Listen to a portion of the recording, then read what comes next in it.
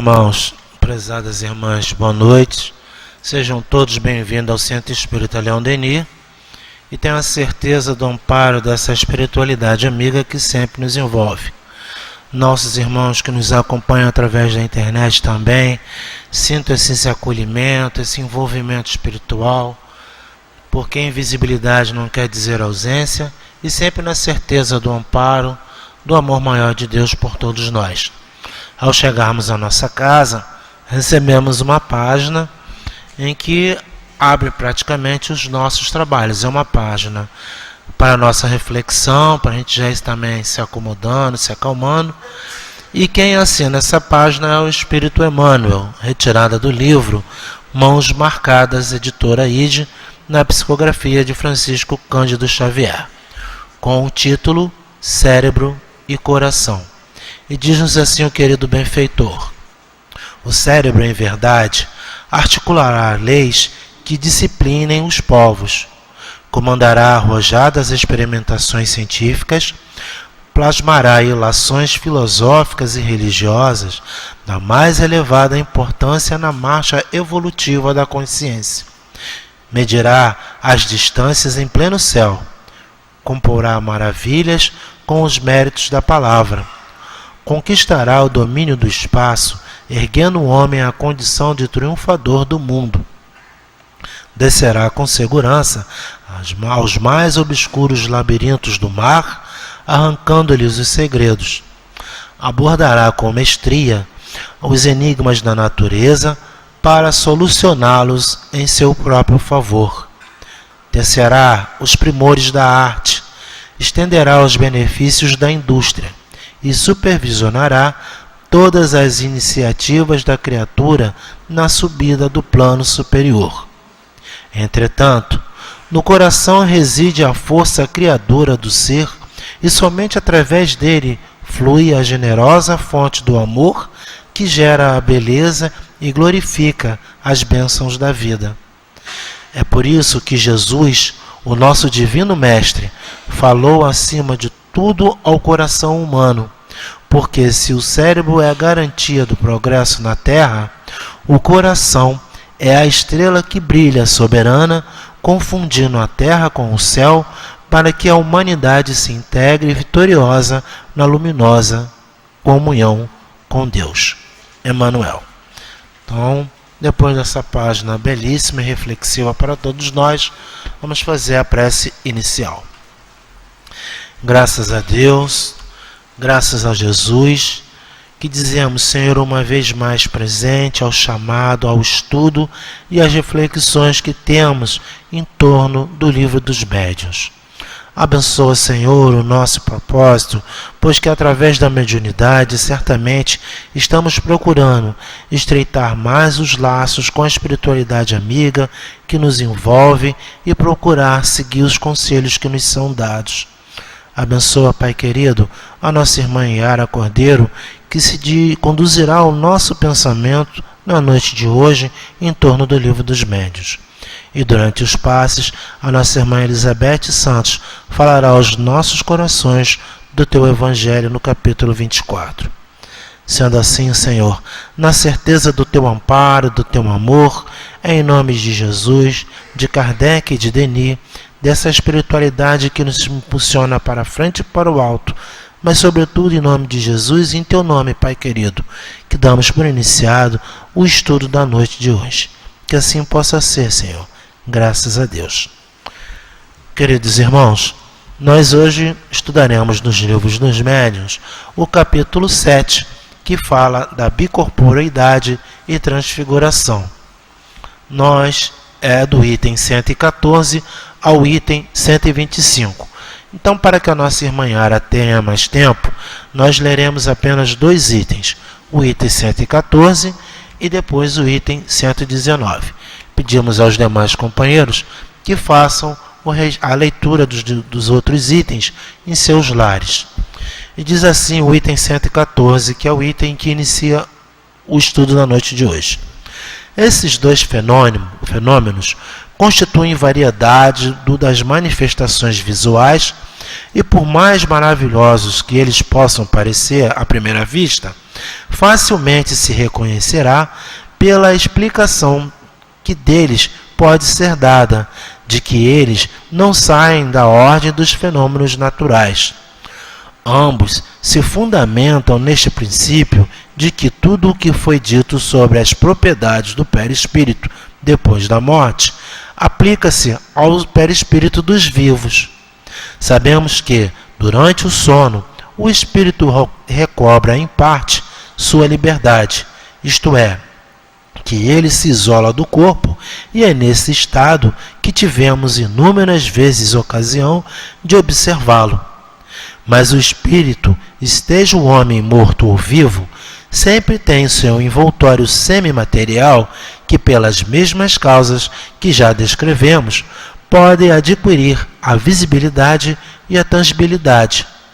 Fatos muito positivos não podem deixar dúvida alguma a esse respeito. Citaremos apenas alguns exemplos que são de nosso conhecimento pessoal e cuja exatidão podemos garantir, e consultando suas lembranças, todos poderão recolher outros análogos. 119. Retornemos ao nosso assunto. O espírito de uma pessoa viva, isolada do corpo, pode aparecer como de uma pessoa morta e ter todas as aparências da realidade. Além disso, pelas mesmas causas que temos explicado, ele pode adquirir uma tangibilidade momentânea.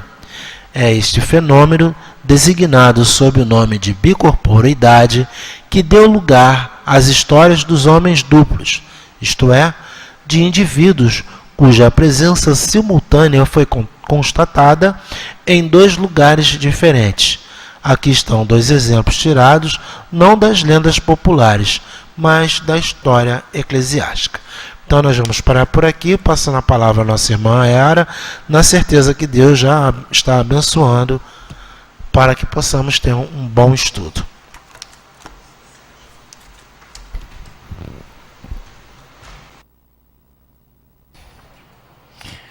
Meus irmãos, que Jesus nos abençoe a noite de estudos e que possamos, em agradecendo pela oportunidade que nos concede, estarmos em comunhão com a espiritualidade amiga e absorvendo toda a mensagem que nos será trazida pelo Livro dos Médiuns, nos enriquecermos e compreendendo as inúmeras manifestações espirituais. Dar também a nossa contribuição no sentido de firmarmos em nós o ensinamento espírita. Como nos disse o nosso querido Hamilton, temos na noite de hoje, para as nossas reflexões, o capítulo 7 do nosso Livro dos Médiuns, e que vai nos falar sobre bicorporeidade e transfiguração. Ao tratar desses fenômenos, não é, aqui anotados, nós vamos nos remeter a um outro instante do nosso mesmo Livro dos Médiuns, que é o capítulo 6, quando são tratados os fenômenos, ou é tratado o assunto, manifestações visuais. O que isso quer dizer? Quer nos dizer que, na condição, né, de encarnados como estamos, somos muitas vezes surpreendidos pelas ditas aparições, surgimento de espíritos diante de nós, que às vezes nos causam, né, certos impactos, nos dão a ideia de: será que eu estou vendo isso mesmo? Será que isso não é uma alucinação? Afinal de contas, o que é esse fenômeno? E lá no capítulo 6, nosso querido Kardec nos diz assim, que de todas as manifestações espíritas, as mais interessantes, sem dúvida alguma, são aquelas através das quais os espíritos podem tornar-se visíveis. E quando ele está dizendo isso, ele está fazendo a referência àqueles seres que agora já não têm mais o corpo físico. Ou seja, são as inteligências que estão em seu completo estado de independência do corpo físico, ou seja, já não tem mais corpo físico, e que, em princípio, nós não mais os veríamos, não é? Por isso que quando desencarna alguém muito querido, alguém ligado a nós, ficamos nesse estado de abatimento, nesses estados que às vezes chega às raias do desespero, dizendo assim para nós mesmos: e agora? Não vou ver mais essa pessoa. Como é que eu fico? Né? Saiu do meu campo de visão. Mas, se aquele espírito se manifesta diante de nós, eu particularmente digo assim, eu cairia dura. Tanto que eu digo assim, olha, eu sei que vocês estão aí, não precisa me aparecer, né? Porque eu não sei se eu aguentaria, né, essa percepção. Mas é a grande realidade. Nós gostaríamos de continuar vendo esse companheiro, essa companheira, que foi para, digamos, o outro lado da vida, mas que a gente quer ter a certeza de que não morreram. Essa que é a nossa grande ansiedade. E dentro desse processo, quando esses espíritos se tornam visíveis a nós, não é? Seja no campo da vidência, para aquelas criaturas que têm esta faculdade de, no seu estado de ser corpóreo, visualizar o mundo invisível, por um processo em que goza da propriedade de a sua visão ultrapassar os limites da nossa materialidade, ou seja, na condição em que esses espíritos vão se materializar diante de nós. E a materialização, como é que ela vai se dar? Né? Como é que o espírito vai efetivamente se manter presente diante de nós? Se ele já não tem mais o corpo, mas como é que eu vou saber que é aquele espírito, eu vou saber que é aquela criatura a quem eu venero? Nós vamos ver que o espírito vai fazer toda uma movimentação em cima de um outro corpo. Porque para nós torna-se muito, é uma condição especial, não é? É uma condição surpreendente sabermos que somos os seres que temos dois corpos. Todos nós temos dois corpos. Um que é um corpo denso, através do qual nós nos manifestamos na vida material. Esse corpo de carne, né? De ossos. Este é o primeiro corpo, ou melhor, é um dos corpos. É o corpo final com o qual a inteligência vai se integrar ao mundo, de relação.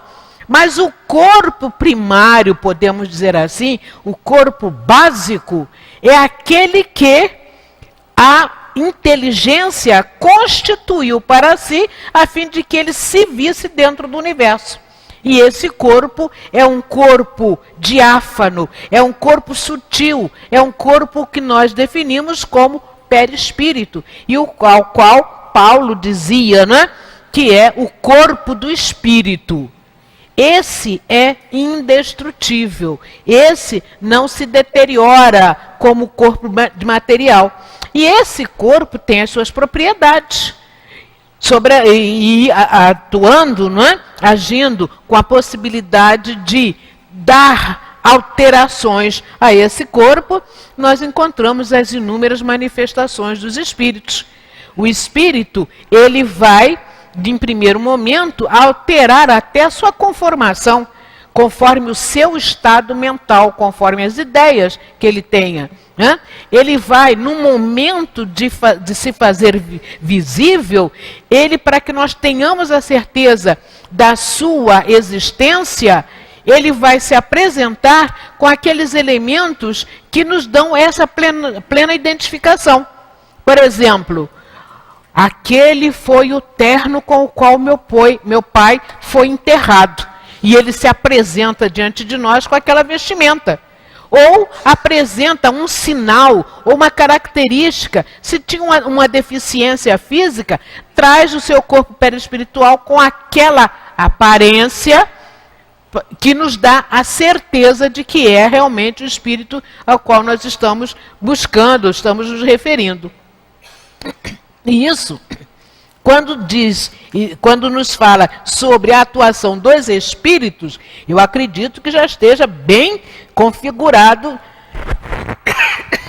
na nossa vivência, no nosso aprendizado.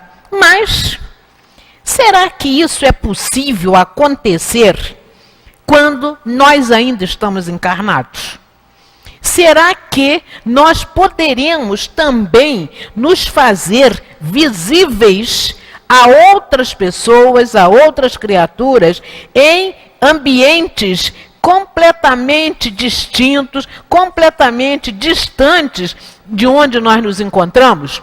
E é justamente isso que vai tratar o capítulo 7, nos mostrando o quê? Que não deixamos de estar diante daquele quadro que são as manifestações visuais. Só que agora o espírito ainda está preso ao corpo físico. Ainda está preso nessa caixa que nos abriga e que nos permite nos manifestarmos na vida. E aí vem a pergunta, mas olha só, se haverá uma materialização, se haverá esse processo de manifestação visual, como é que vai ficar o corpo? O espírito vai sair do corpo, vai largá-lo de lado e vai se apresentar em algum outro ambiente? E a gente sabe que se realmente o espírito se desligar do corpo, o fenômeno morte se manifesta. Porque o corpo não pode ficar enquanto não é chegado o instante do consumo total da sua força vital, da sua vitalidade, ele não pode se afastar do corpo.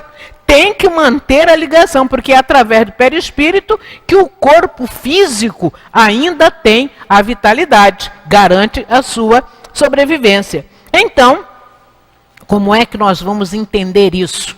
Como é que nós vamos entender, por exemplo, aquela situação vivida por Santo Antônio de Pádua? Talvez não seja de muitos de nós espíritas o conhecimento desse fato. Mas Santo Antônio de Pádua, ou Santo Antônio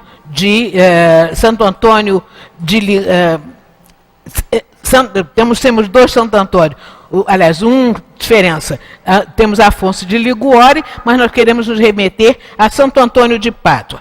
E qual é a situação que vive esse espírito, que é de conhecimento ou faz parte das tradições católicas? Santo Antônio de Pádua, ele era um religioso que morava na Itália, estava na Itália, e num dia em que estava rezando uma missa, o que aconteceu? Os seus fiéis viram uma situação muito interessante.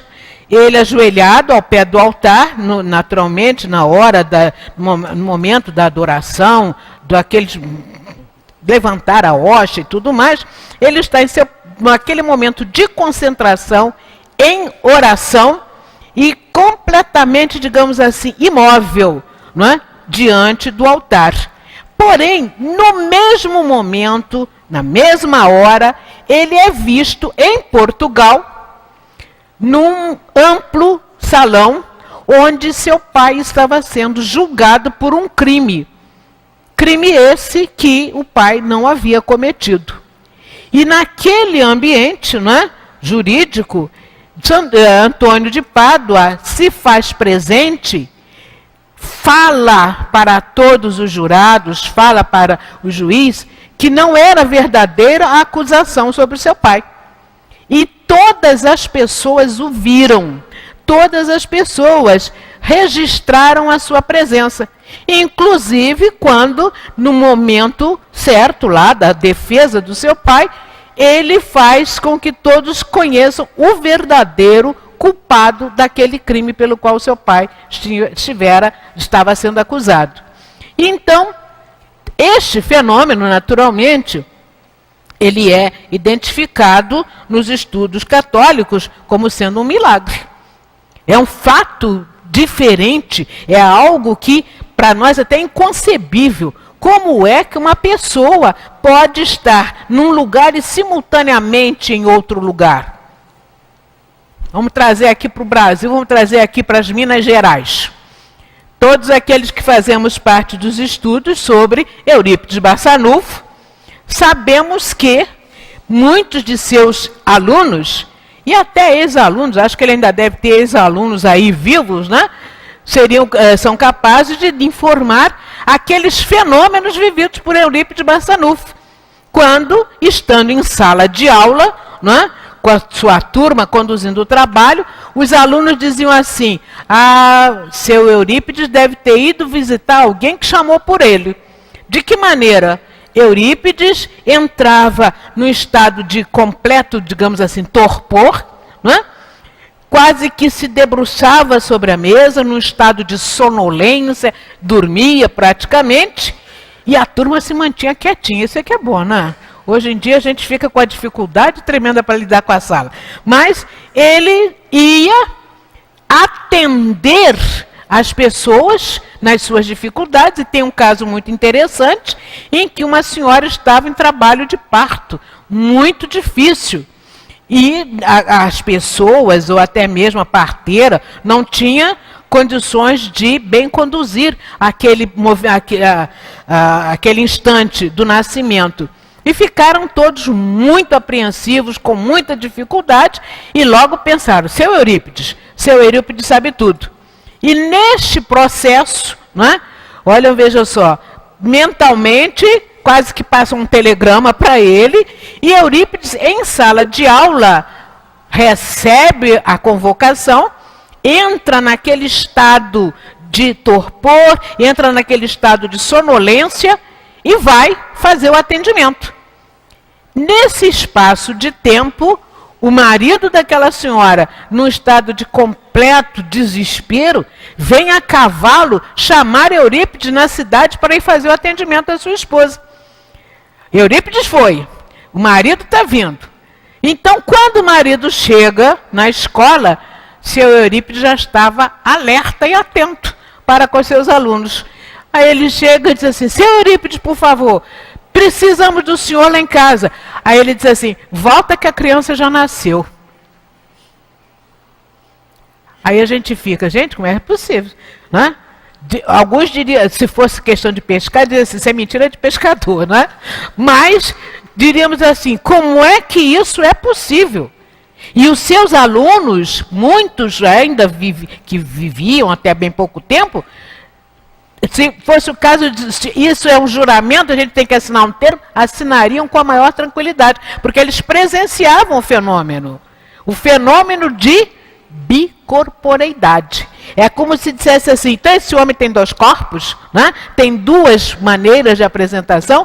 Ele ia até lá, era visto por todas as pessoas, como Santo Antônio de Pádua, chegado ao estado de tangibilidade. E o que significa isso? A gente poder tocar naquela imagem que estava diante dos nossos olhos, assim, é de carne e osso, está aqui. Visível e tangível. E como é que ele conseguia fazer isso? Da mesma forma que os seres espirituais, que não têm mais a presença do corpo físico, fazem com seu corpo perispiritual. Ele ia em estado de espírito, levando parte do seu corpo perispiritual. Porque não poderia retirar todo o seu corpo perispiritual do corpo, em função de quê? Feito o desligamento, o corpo morreria. E há necessidade de que a vida continue. Porque ele tinha a programação, como todos nós temos, de dar continuidade às nossas vidas. Então ele ia com parte do seu corpo perispiritual. E em chegando no ambiente, o que aconteceria? O que se processava? Com o somatório das vibrações fluídicas daquele ambiente, das pessoas presentes, não é? Do próprio ambiente fluídico da casa, do lugar em que ele estava, ele trazia para esse corpo perispiritual parcelas fluídicas, dando condições de uma certa materialização do seu corpo perispiritual. E com isso, facultando as pessoas sem vê-lo, senti-lo, e ele agir de conformidade com a necessidade que ali estava sendo apresentada. Este fenômeno, não é, é o que nós chamamos de bicorporeidade. E o nosso Kardec vai nos dizer de maneira bastante clara, para que nós possamos ter este entendimento. O fato, não é nós lembrarmos que se durante o nosso estado de sono nós nos libertamos do nosso corpo físico, para que, de que forma, né? Está aí, tivemos o convite ali para participarmos da próxima fase do encontro sobre medicina espiritual, que vai nos falar, no tema de atualidade, sobre sonhos. E a gente diz assim, eu sonhei. Mas o que é o sonho na realidade?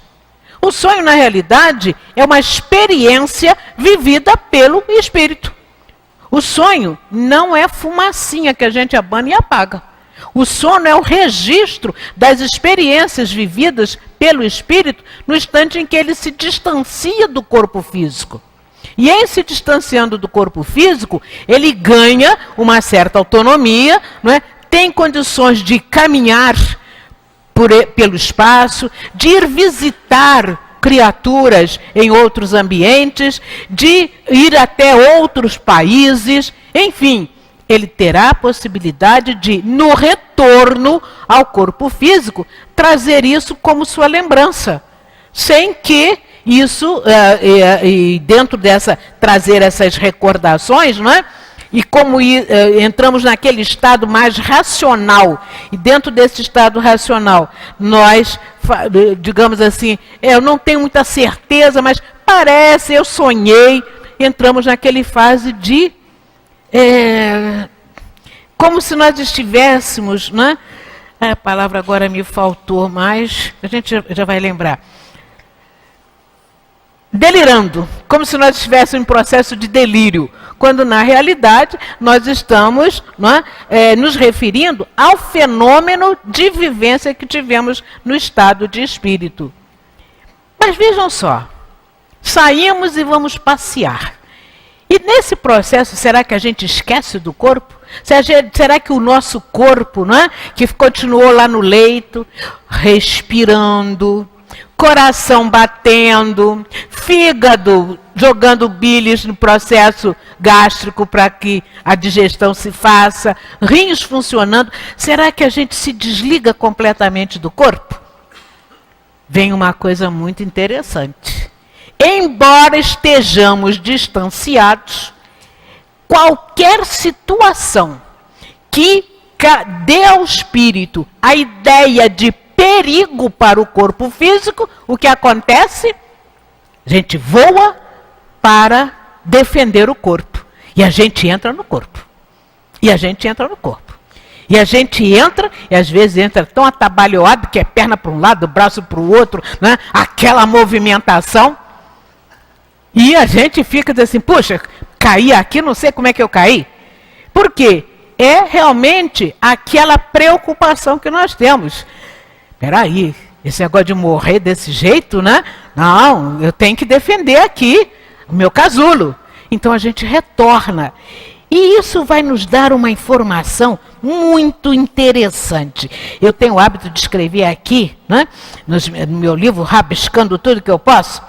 Kardec diz assim, lá no item 118. O corpo pode viver.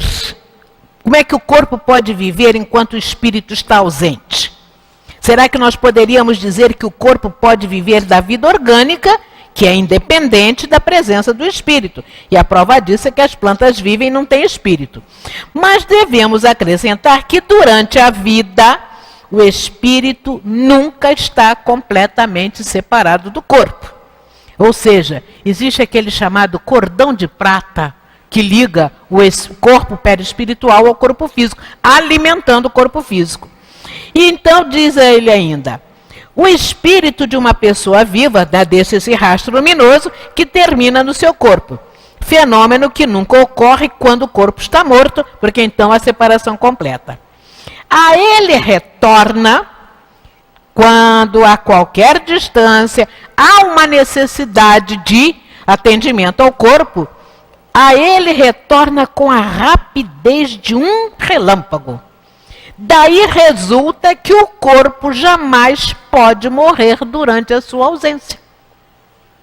Isso quer dizer o quê? Ninguém morre dormindo. Nós não morremos dormindo.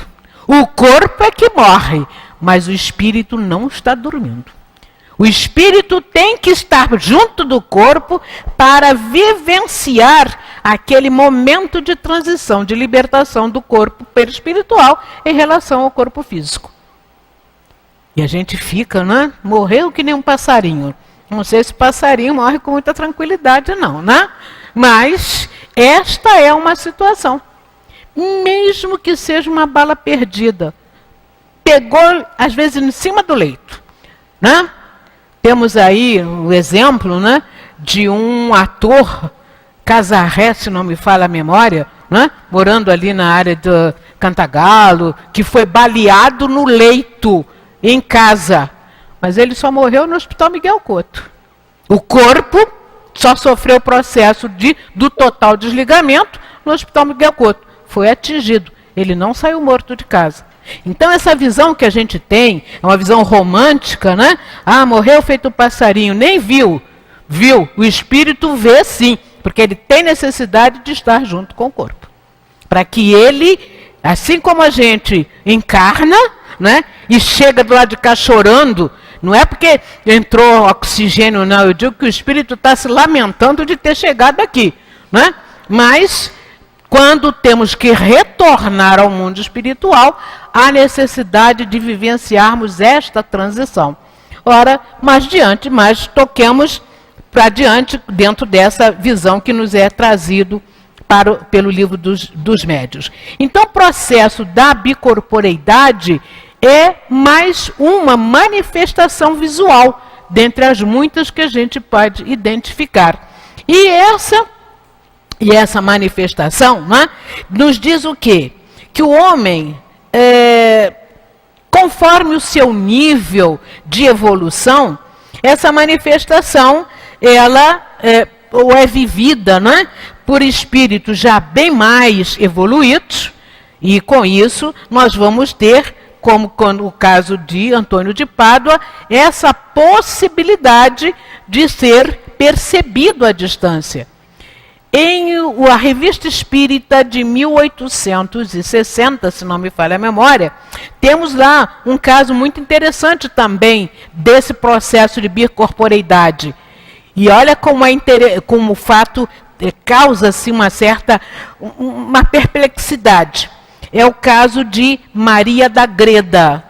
Era uma religiosa em Espanha que era vista aqui na América do Sul, na região dos Andes, na altura, se não me falha a memória, eu não me lembro se é no Peru ou na Colômbia, ela teve contato com a tribo indígena dessa região, e o que ela fazia? Vinha periodicamente estar em contato com aquela sociedade e a introduziu na visão do cristianismo. Isso há algum tempo, alguns séculos atrás. Quando chegaram aqui na América, os conquistadores que entraram em toda essa região dos Andes, não é?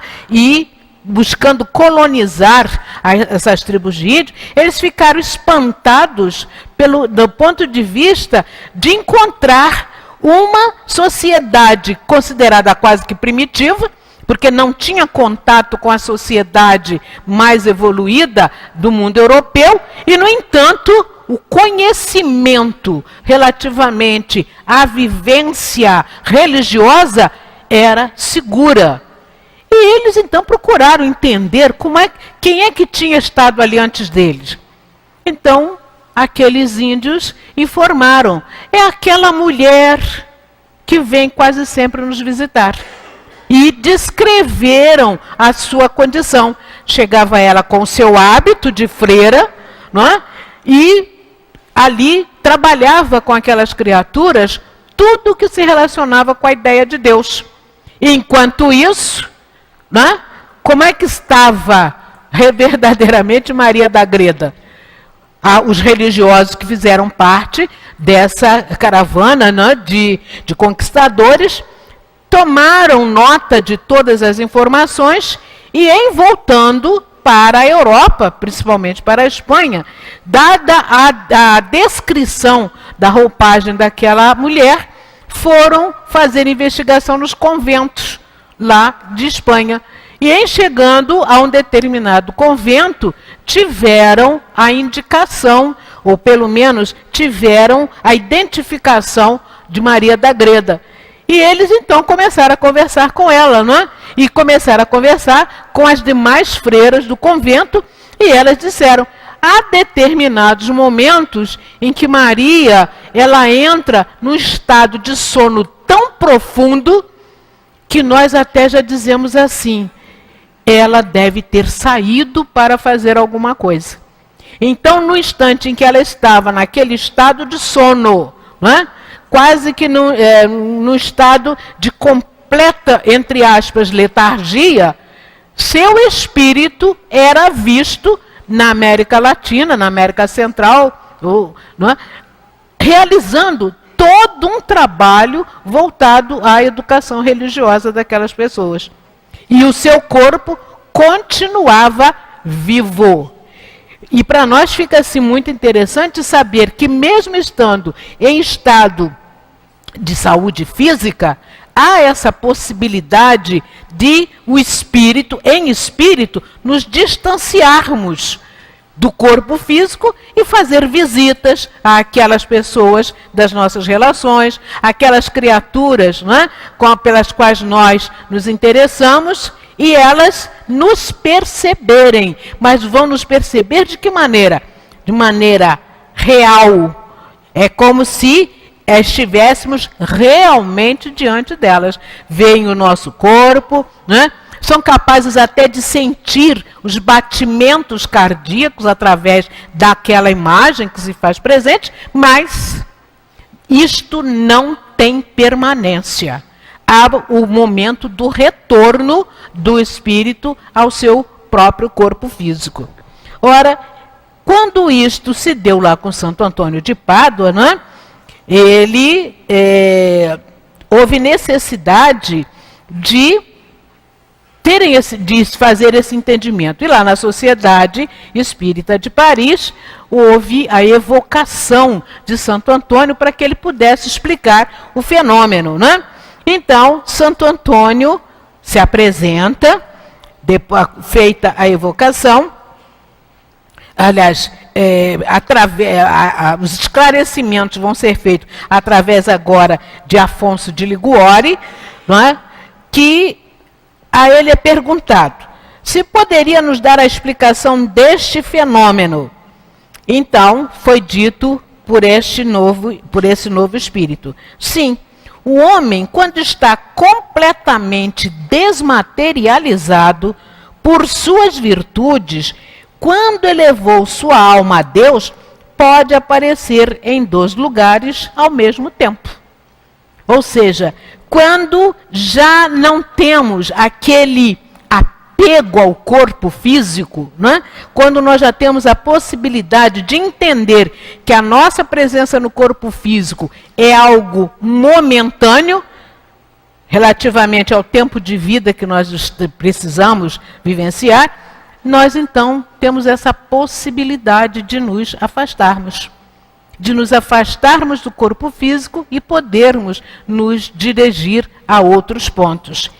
Então ele diz: eis como o espírito encarnado, sentindo vir o sono, pode pedir a Deus para transportar-se para um lugar qualquer. Seu espírito ou sua alma, como você quiser chamar, abandona então o corpo, acompanhado de uma parte do seu perispírito, e deixa a matéria imunda num estado próximo ao da morte.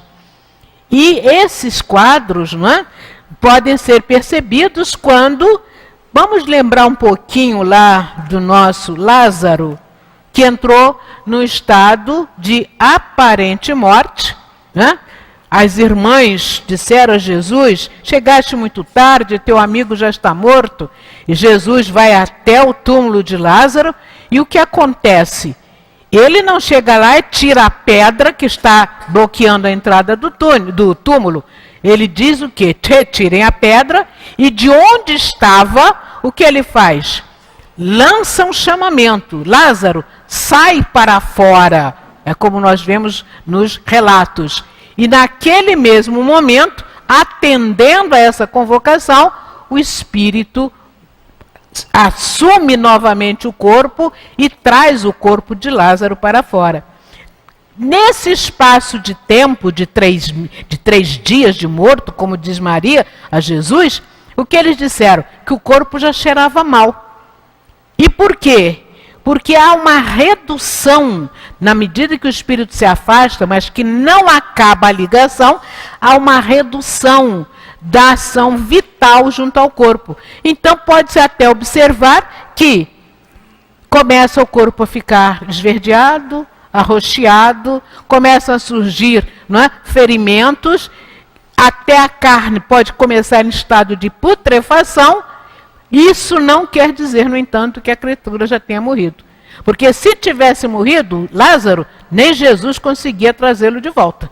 Mas ao emitir o chamamento, ele lança sobre aquela criatura um jato de força vital. O fluido que ele lança faz com que os ligamentos do perispírito com o corpo físico se reanimem, o que ainda não tinha sido rompido. E novamente Lázaro retorna à vida.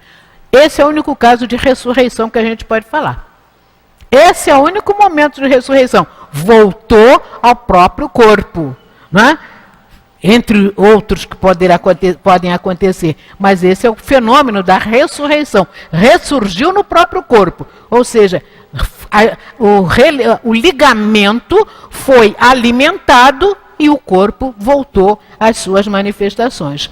Mas o que vão dizer os estudiosos ao espírito de Santo Afonso?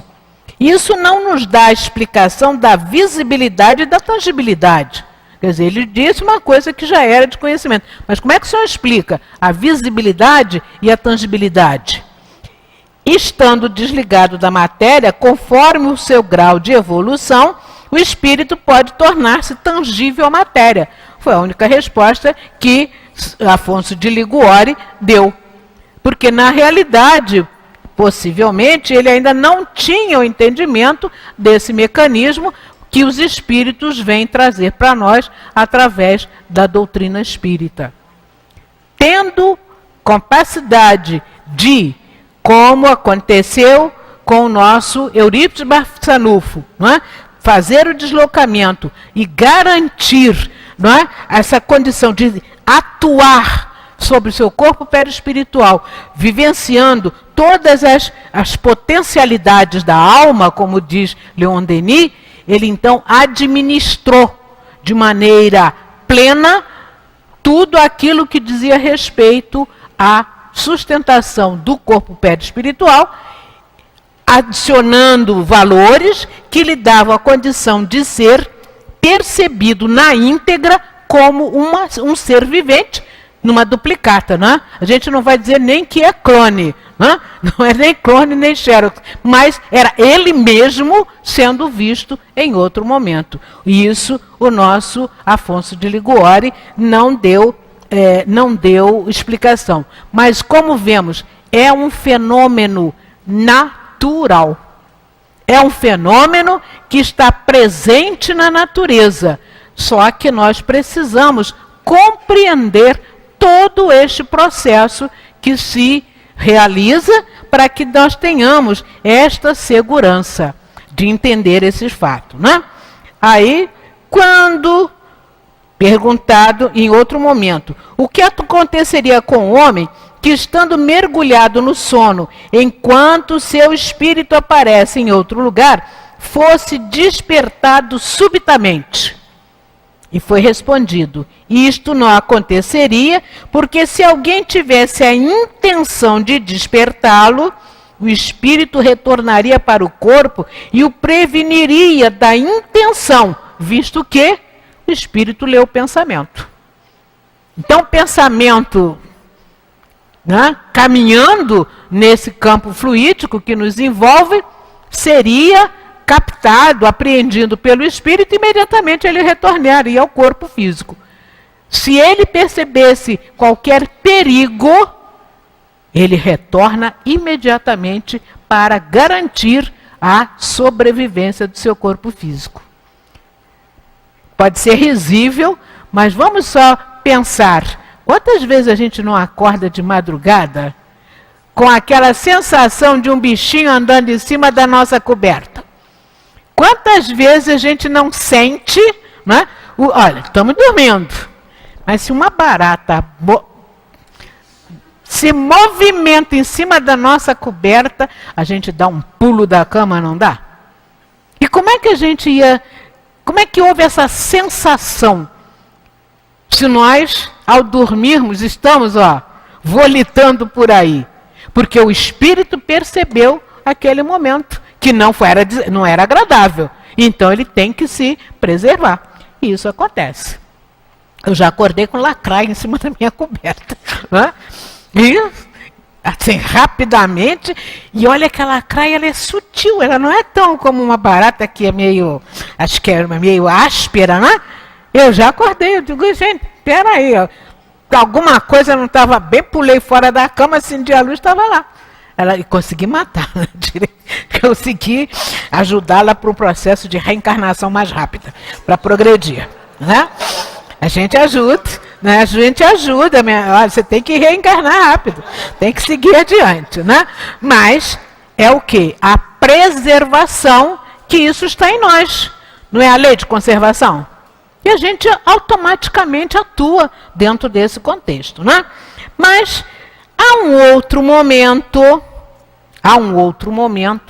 que também faz parte dessas manifestações ditas visuais, né? Manifestações visuais, que nem sempre a gente tem possibilidade de perceber, porque não são muito constantes. É o da transfiguração. Vejam só, transfigurar-se. Como é que uma pessoa se transfigura? Naturalmente, mudando a sua aparência. E a gente pode se transfigurar até dentro do acesso de raiva, não é? Quantas vezes, com uma indignação que nos acomete, nós damos à nossa fisionomia, trabalhando em cima da nossa musculatura, uma tal alteração que às vezes a pessoa diz assim, nossa, você está parecendo um monstro. A aparência se modifica. Nós nos transfiguramos. Deixamos de ter a aparência normal, natural do dia a dia, e como se nos apresentássemos com uma outra identidade. Esse é um fenômeno de transfiguração, digamos assim, atuando sobre a nossa própria matéria. Mas e a transfiguração que tem um caráter de elevação? Essa transfiguração é aquela que vivenciou o Senhor Jesus no monte, né?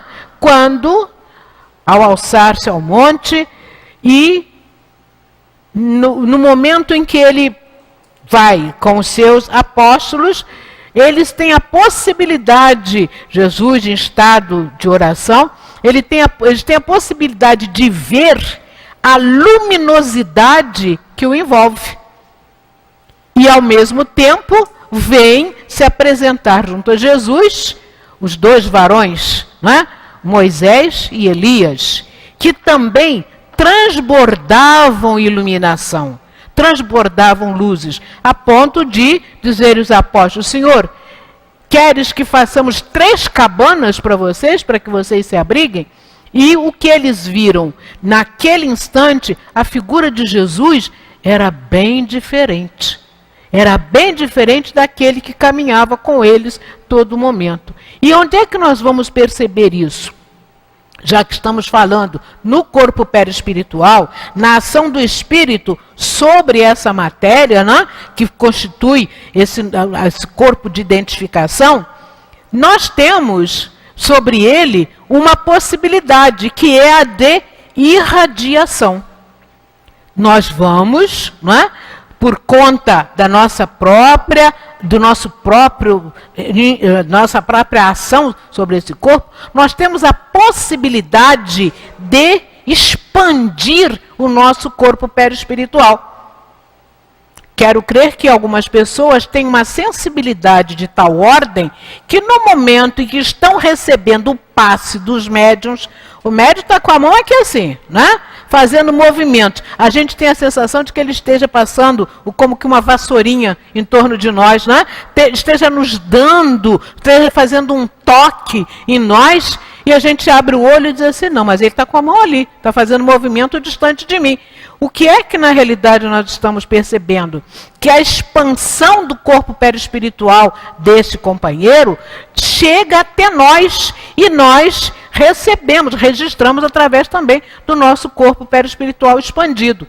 Então essa expansão, esse avanço, né, desse perispírito, né, ele ultrapassando, porque ele não está limitado ao nosso corpo físico, mas ele se expande. Teremos também a possibilidade de vê-lo ir gradualmente se encorpando. E na medida em que esse corpo perispiritual se encorpa, o corpo físico, ele de repente quase que desaparece ao nosso olhar. Nós não vemos mais a pessoa. Diz assim, puxa, parece que tem uma névoa cobrindo a imagem dessa pessoa.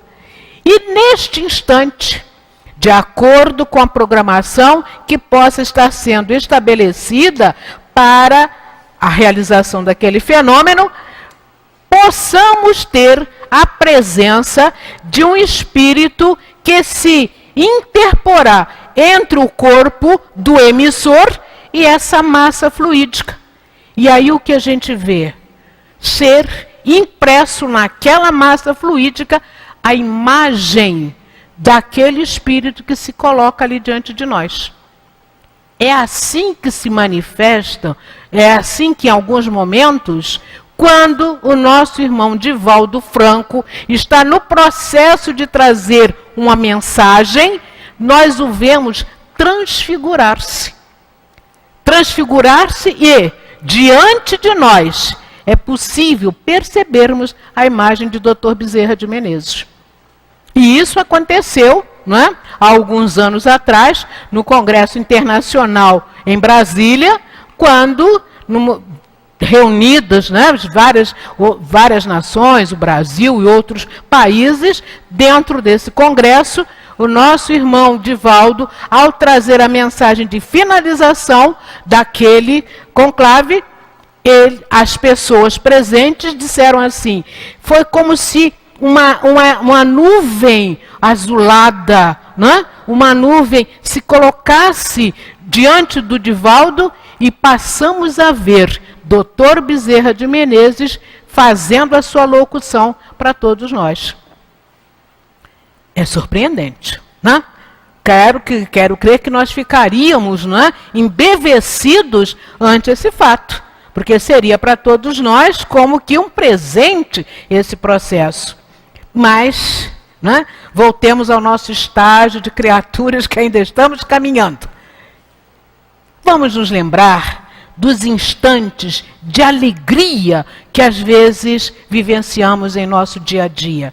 Daqueles momentos em que nossa alma se sente regozijar pelas conquistas que nós vamos alcançando, por aquilo que fazemos a benefício de alguém, quando nós dizemos assim, meu Deus, graças a Deus, eu pude ser útil a esse companheiro, eu pude fazer alguma coisa de bom em meu viver. E vamos entrando em tal estado, é como se fosse uma agitação da alma, vamos entrando em tal estado, né, de elevação, que aí nós quase vamos entrando em estado de êxtase, não é? E o que nós percebemos? Olhamos para as pessoas e dizemos assim: como você está brilhando? Como você está irradiando uma coisa que eu quero saber de onde está vindo. É a nossa transfiguração também. É um momento de transfiguração que também nós vamos vivenciar. É um fenômeno visual, não é? Que se processa junto a todas aquelas criaturas que estão nos observando e para as quais nós estamos demonstrando o nível do nosso estado d'alma. Como estamos? Se quando estamos com raiva, se quando estamos aborrecidos, fazemos aquela caratonha, né? Que espanta, há momentos em que nós convidamos aqueles que nos acompanham a também se elevarem por aquilo que em estado de regozijo nossa alma vivencia, nossa alma sente e nos dá toda a condição, né, toda a possibilidade de dizer assim: vale a pena viver. Mesmo, né, com as lutas que temos passado, vale a pena viver. Precisamos trabalhar essa ideia. Vale a pena continuarmos, né, essa nossa dedicação. Assim como Maria da Greda, lá na Espanha, vinha em espírito, né, ao território americano do Sul para trazer a ideia de Deus aos seus irmãos de caminhada, quanto de coisa boa nós também não podemos fazer. Quanto de coisa elevada nós não podemos levar aos outros, mostrando a eles, não é? Essa nossa ligação com o Pai Criador, com os nossos amigos benfeitores, e dizendo: Senhor, aqui estou, não é? Me tenha, não é, como um trabalhador da tua seara e que eu possa realmente ser útil. Tudo isso vai ser perceptível através dessas mudanças que, mesmo estando encarnado, mesmo estando com as dores que nos acometem o corpo físico, nós não deixamos de nos dedicar à tarefa do bem. Então, meus irmãos, que nós caminhemos, né? Que nós continuemos nessa tarefa, né? De darmos, de entendendo todo o mecanismo que está em torno de nós, que faz parte do nosso próprio viver, vamos compreendendo todo esse processo e, quem sabe, né, lutarmos cada vez mais pelo nosso crescimento, porque é por aí que a gente galga esses caminhos de evolução. Que Deus nos abençoe e que tenhamos sempre a presença dos nossos benfeitores amigos junto a nós, para que tenhamos força e coragem de prosseguir. Que assim seja. Graças a Deus, nós agradecemos ao nossa irmã Yara pela reflexão do estudo que tivemos. Que Deus abençoe e que possamos, certamente estará mais vezes conosco. Passamos então agora para a segunda parte dos nossos trabalhos, que se consiste o passe. Durante os passes, a nossa irmã Elizabeth vai nos falar sobre o capítulo 24 do Evangelho. Não coloqueis a candeia debaixo do alqueire, itens 11 e 12. E diz-nos assim: não são os que estão bem de saúde que precisam de médico. Aconteceu que, estando Jesus sentado à mesa em casa de um homem, desse homem, entre aspas, Mateus, ali vieram ter muitos publicanos e pessoas de má vida, que se colocaram à mesa com ele e seus discípulos. Vendo isso, os fariseus disseram aos seus discípulos: por que vosso mestre come com os publicanos e pessoas de má vida? Mas, tendo ouvido o que perguntaram, Jesus disse: não são os sãos que estão bem de saúde, mas os doentes que têm necessidade de médico. É uma anotação de Mateus, no capítulo 9, itens 10 ao 12. O item 12, Kardec vem nos esclarecendo. Jesus dirigia-se principalmente aos pobres e aos deserdados, porque são eles que têm mais necessidade de consolações. Aos cegos, dóceis e de boa fé, porque eles pedem para ver, e não aos orgulhosos que acreditam possuir toda a luz e não ter necessidade de nada ver. Essas palavras, como tantas outras, encontram sua aplicação no Espiritismo. Às vezes nos admiramos de que a mediunidade seja concedida às pessoas indignas e capazes de fazerem mau uso dela. Parece, costumamos dizer, que uma faculdade tão preciosa deveria ser atributo exclusivo das pessoas mais merecedoras. Dizemos inicialmente que a mediunidade resulta de uma disposição orgânica, que qualquer pessoa pode possuir, como a de ver, de ouvir, de falar, não havendo nenhuma da qual, em virtude do seu livre-arbítrio, ela não possa abusar. Se Deus tivesse concedido a palavra apenas àqueles que são incapazes de dizer coisas más, haveria muito mais mudos do que pessoas falando. Deus deu as faculdades aos homens e os deixou livres para usá-las, mas sempre pune os que abusam dela. Se o poder de comunicar-se com os espíritos fosse dado apenas aos mais dignos, quem seria aquele que ousaria pretendê-lo? Aliás, onde estaria o limite da dignidade e da indignidade? A mediunidade é dada sem distinção, a fim de que os espíritos possam levar a luz a todas as camadas, a todas as classes da sociedade, ao pobre como rico, aos sábios para fortificá-los no bem, aos viciosos para corrigi-los. Estes últimos não são os doentes que têm necessidade de médico? Porque Deus, que não quer a morte do pecador, o privaria dos recursos que podem tirá-lo do lamaçal.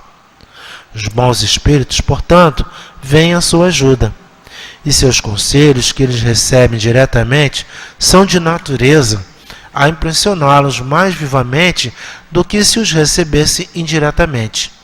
Deus, em sua bondade, para lhe poupar o trabalho de ir ao longe buscar a sua luz, coloca-a em suas mãos. Portanto, não será ele muito mais culpado se não quiser vê-la? Poderá desculpar-se, alegando desconhecimento, quando ele mesmo escreveu, viu com seus próprios olhos, ouviu com seus ouvidos e pronunciou com a sua própria boca a sua condenação? Se ele não aproveita, então é punido com a perda ou a perversão da sua faculdade, da qual os maus espíritos se apropriarão para obsidiá-lo e enganá-lo, sem prejuízo das aflições reais com que Deus atinge seus servidores indignos e os corações endurecidos pelo orgulho e pelo egoísmo. A mediunidade não pressupõe necessariamente relações habituais com os espíritos superiores. Trata-se apenas de uma aptidão para servir de instrumento, mais ou menos flexível, aos espíritos em geral. O bom médium não é, pois, aquele que comunica facilmente, mas o que é simpático aos bons espíritos e só por eles é assistido. É unicamente nesse sentido que a excelência das qualidades morais tem poder absoluto sobre a mediunidade.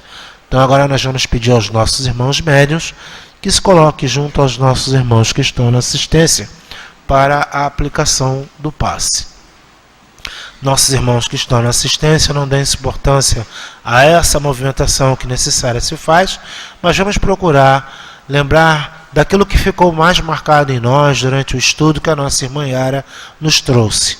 Vamos também já fazendo a nossa prece íntima, estabelecendo um contato mais profícuo com os nossos guias espirituais, com os nossos anjos guardião, com os guias na casa de Leon Denis, que certamente nos darão aquilo que o Pai nos permitir, que nos auxiliarão naquilo que for de melhor para a nossa caminhada como espíritos imortais.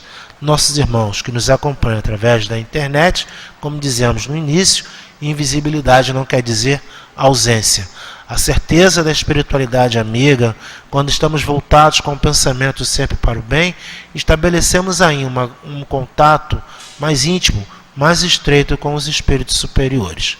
Façamos então, pois, a nossa prece e logo a seguir a nossa irmã falará aos nossos corações. Graças a Deus, Senhor. Chegamos no momento do passe. Esse momento que certamente nos acalma, nos alivia, mas também nos traz grandes inspirações para que possamos dar passos mais firmes, mais seguros na direção do Teu coração. Envolva-nos, Senhor, os médiuns que de boa vontade aqui estão. Abençoa a sua mediunidade, as suas mãos, para que essa informação possa ser passada de forma simples, segura, salutar e serena. Abençoa então assim, Senhor, a esta hora, a hora do passe. Graças a Deus.